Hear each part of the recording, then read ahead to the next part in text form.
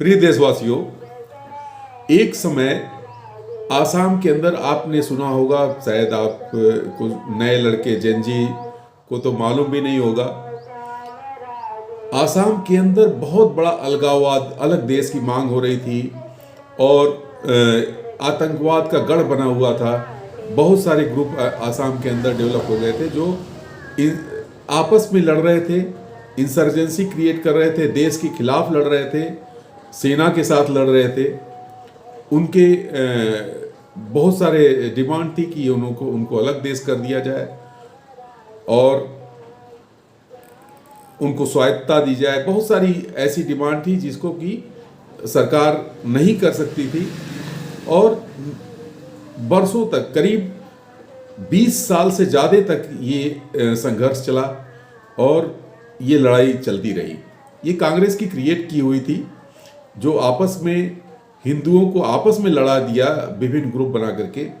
और इससे क्या हुआ कि वहाँ के हिंदू आपस में इस तरीके से लड़ रहे थे, इस तरीके से उनके ग्रुप लड़ रहे थे, सरकार से लड़ रहे थे, देश के साथ लड़ रहे थे, जिसके कारण बांग्लादेशी मुसलमानों के लिए एक अवसर प्राप्त हुआ और उन्होंने वहाँ की ज़मीनों पे कब्जा कर लिया, वहाँ के बहन बेटियों की इज्जत लूट ली, लोगों को धर्म परिवर्तन करा दिया। बांग्लादेशी घुसपैठ बहुत ज़्यादा बड़े पैमाने पे बढ़ गई। उस बड़े पैमाने पे घुसपैठ को रोकने के लिए न तो वहाँ की सरकार ने, न तो केंद्र की सरकार ने ध्यान, क्योंकि दूसरे ही मामले में, दूसरे ही लड़ाई में उलझी हुई थी सरकार।